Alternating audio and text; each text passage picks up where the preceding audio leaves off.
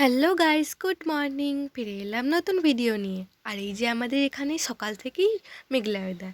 তো ভাবলাম যে সকালে উঠলেই তো সবসময় খেতে ইচ্ছে করে, কি খাবো কি খাবো। তাই ভাবলাম যে কি খাওয়া যাক। ভাই বললো যে ম্যাগি খাবো চল। তো আমি ভাবলাম যে ঠিক আছে, ম্যাগি কিনে নিয়ে করবো। তো এই যে ম্যাগি কিনে নিয়ে এসে আমার হাতে ধরিয়েও দিল। তো আমি ভাবলাম যে করেই ফেলি, কিন্তু কিসে করব, গ্যাস তো শেষই হয়ে গেছে। মা বললো যে উনানে করে ফেল, কড়া বসিয়ে দে। তো এই যে আমি উনান জ্বালিয়ে দিয়েছি, কড়াইও বসিয়ে দিয়েছি। তো আপনারা নিশ্চয়ই ভাবছেন যে কড়াইও ম্যাগি হয়। আমি বলবো যে আমিও ফার্স্ট টাইম ট্রাই করছি, কিন্তু না, সত্যিকারে ভালোই হয়েছে।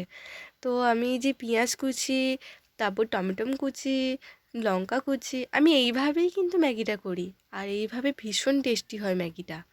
আপনারা কিন্তু ট্রাই করতেই পারেন, ভীষণ টেস্টি হবে। তো আমি এই যে দিয়েও দিলাম সব কিছু একসাথে কড়াই দেওয়ার পর একটু কষাতে হয় আর কি। যেমন ঝোল তরকারি আর হয় না, সেরকম একটু কষাতে হয়। না কষালে একটু তেল মতন থাকবে না আর কি, একটু কালারও হবে না।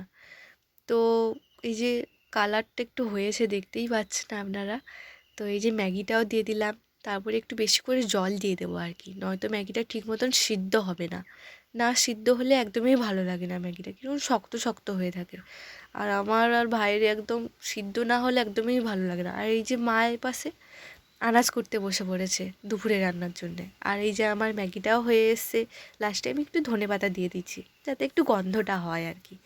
তো এই যে আমার কমপ্লিট ম্যাগি তৈরি করা। আর এই যে ভাই আমার কাছ থেকে নিয়েও নিল কতটা ম্যাগি।